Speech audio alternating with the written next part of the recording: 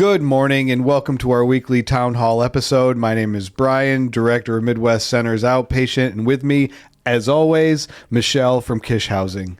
Hi, Michelle. Hi, Brian. How are you today? I'm fantastic. How are you? Spring is in the air. I'm wonderful. I hope it stays in the air. Yeah, me too. Me too. We're getting some landscaping done around the property. I assume you guys at Kish are kind of shaking off the winter cobwebs. Yeah, definitely. Awesome. People are back outside. Lots more activity going on around the properties. Yeah, definitely. Good. Hopefully good activity. Okay. If this is your first time watching a town hall, first and foremost, we want to say welcome, and we're glad that you decided to start or restart your recovery journey here with us at Midwest. We're very honored and glad to have you here. What is Town Hall, you might be asking? Well, this is a weekly episode where we go over need-to-know information, go over any rules, reiteration that needs to be done, give you important updates or program changes both at the outpatient center and at Kish Housing. But more than that, it's really just a way for us to hopefully come together once a week and start the week off in a positive tone. So, as always, I'd like to hand it over to you, Michelle, for any Kish-related announcements. All right. Thanks, Brian. Hello, everybody. Welcome to another new week here at Kish and Midwest. I just have a few things this morning or this afternoon, depending on when you're watching this, to remind people of. Let's make sure that we're continuing to make it out the door on time in the mornings. We're doing way better with that. So I want to give everybody some definite kudos in that regard. But keep it up, right? Make sure that you are off the property by 8:15. That gives you plenty of time to make sure that you get to the center on time and are ready to start participating in your groups at 9 o'clock. I was asked by the manager at Dollar General to just let everybody that lives at Kish know that Dollar General is not a place to loiter or just hang out at. If you have business that you're doing there, you're going there, you're shopping, you're retrieving your items, and then you're leaving the property. So just make sure that you are, in fact, being respectful of the local businesses, not just Dollar General, but Family Pantry, the gas station, any of the surrounding businesses. It's important that we follow our good neighbor policy when it comes to our neighbors around Kish, particularly those businesses. The cleanliness of the units is really important. Every day we have new people coming into Kish Housing, and we want to make sure that we are presenting in the best possible light for those new residents. So ensuring that your chores get done daily, ensuring that your bed gets made, ensuring that you are properly laundering your clothes, that you have your clothes hung up or put away in the dressers that are provided is really, really important. We want to make sure that we're presenting appropriately, and then making sure that we're doing our deep cleaning once a week. Cleaning out the fridge, cleaning the bathtub, the toilet, all of those things, just to keep a neat and clean and safe appearance to all of our properties. Also, now that it's warm, people are spending more time outside. Make sure that you're picking up your trash. So if you're outside and you're congregating at the picnic tables, make sure you're not flicking your cigarette butts on the property. Put them in the receptacles. If you're having a beverage or you're eating something out at the picnic tables, make sure you throw all of that debris in the garbage cans or dumpsters that are provided on property. We want to do our best to keep a clean and safe environment for everyone who lives there and who works there. Also, those buildings, the hallways and entrances of those buildings should maintain proper maintenance as well.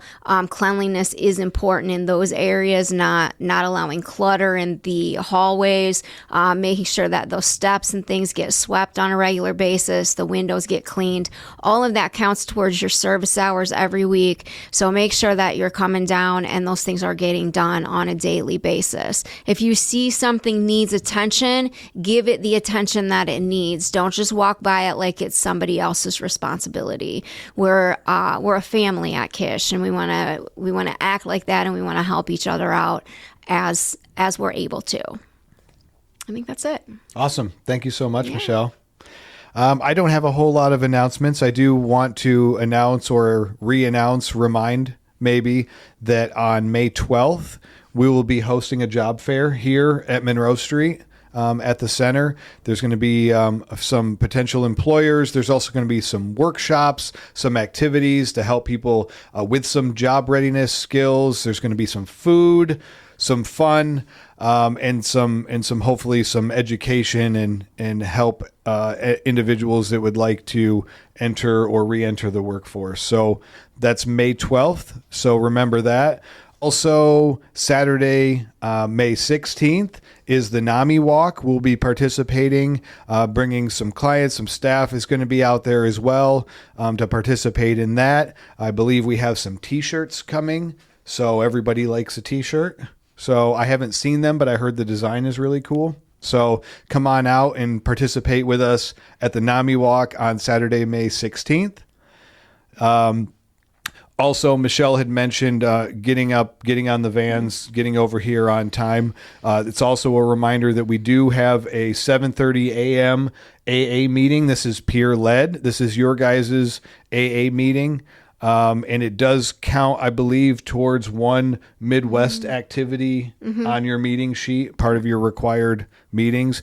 Can you refresh my memory? There's 3 required meetings? It's 3 required meetings. 2 of them have to be outside. So one of those can be that 7:30 AA meeting here at the center.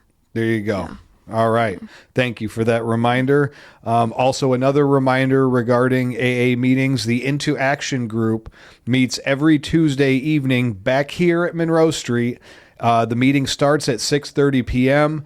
This is a regular meeting of Alcoholics Anonymous with coffee and some snacks and fellowship before and after. And then, of course, the meeting itself. And that is a sanctioned meeting of Alcoholics Anonymous, so it counts as an outside meeting as it's open to the whole community. It is. Yes, absolutely. That's a great reminder. So residents of Kish Housing, as well as individuals from the community that have no connection or affiliation other than with Alcoholics Anonymous, are able to attend. So if you know people in the recovery community, please invite them to that meeting. The more the merrier. Hope to see you there. And finally, the Risen program is starting this week. You may have been spoke to about it in your IOP groups or New Perspectives, kind of what that looks like, what the purpose is. So if you have not yet signed up or need more information, please see Cody, Nolan, or Ray, who will be facilitating this group, and they can get you signed up, get you some more information. Speaking of Cody filled in for me last week, didn't he? He did. Yeah, he did really good. He's no Brian, though. Well, actually, I thought he did really good. He did great. Kind of worried he's going to take over my job. Don't worry about that. Okay. Well, Cody, thank you. You were amazing. As everybody knows that experiences Cody Rutkowski, he's a heck of a guy. All right. And finally, everybody, I like to leave everyone with a little bit of motivation in the form of a story. This is a good one that I got from another individual in recovery. So I can't take credit for this story at all, but I think it's a good one. So here it goes. A man was walking through a crowded marketplace when he noticed a beautiful shovel resting on a velvet cloth. Its handle was wrapped in gold leaf. Jewels glimmered in the sunlight. Across the blade, engraved in elegant letters, was one word: addiction. The man laughed. Who would buy something like that? The merchant smiled sadly and said, almost everyone. The man picked it up. It felt perfect in his hands. Solid, comforting, powerful. The merchant leaned closer and whispered, it helps people escape. And at the time, escape was exactly what that man wanted. At first, he only dug small holes, a little relief after hard days, a place to bury stress, shame, loneliness, fear. And because the shovel was beautiful, and because so many others seemed to carry one too, he never even questioned it. But over time, the holes became deeper. The deeper they became, the more he dug. Whenever life hurt, he dug. Whenever he felt trapped, he dug harder. The same shovel that created the hole became the thing he believed would somehow get him out of it. Years passed. Eventually, the hole he was in grew so deep that sunlight only touched the bottom for a few moments each day. One afternoon, exhausted and covered in dirt, the man looked up and saw his mother standing at the edge of the hole. "Mom," he cried, "please help me. I can't get out." Tears filled her eyes. She loved her son more than anything in the world. She reached into her bag and lowered down a small basket of food and water. "Son," she said softly, "I can't help you out, but I can make sure you don't starve." And then she walked away. The man sat alone again in the darkness. Sometime later, a doctor appeared at the edge of the hole. "Doctor," the man shouted, "please help me. I'm trapped down here." The doctor looked carefully at him, nodded thoughtfully, and lowered down a bottle of medications. "This should help with the pain," he said. "It may help you feel better." "But can you get me out?" the man begged. The doctor lowered his eyes. "No," he answered quietly. "I can only treat what the hole has done to you." He too walked away. The man grew bitter, angry, hopeless. Then one day, another man appeared at the top of the hole. He looked tired, scarred, kind of weathered by life, but peaceful in a way that the trapped man couldn't understand.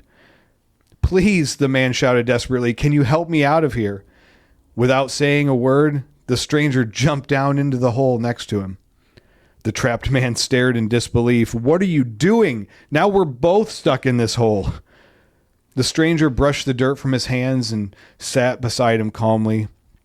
"No, I'm not stuck," he said gently. The man looked confused, and then the stranger gave him a faint smile. "I've been in this hole before," he said, "and I know the way out." Then he stood up, pointed toward small handholds carved into the wall, marks the trapped man had never noticed before. "You don't climb out all at once," the stranger said. "You do it one step, one reach, one day at a time. You stop digging, you learn where to place your hands, and when you slip, you keep climbing anyways." The trapped man looked down at the gilded shovel still clutched tightly in his hand. The gold was scratched now, the jewels were dull. His hands were bleeding from gripping it so hard.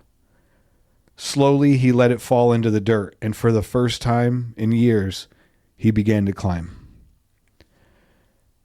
The moral that I get from this story is that addiction convinces people that the very thing destroying them is also the thing that keeps them alive. Lasting recovery often comes from those who have personally walked through that struggle and discovered a different way to live. They can't carry you out of the hole, but they can show you where to place your feet, how to keep climbing when you fall, and how to believe in freedom before you can fully even see it for yourself. Recovery is not a single leap out of the darkness. It's a willingness to stop digging and begin following a path that others have already proven is possible. So, I encourage all of you watching this today to keep climbing and remember to have a happy, safe, and sober week. Thanks. Bye.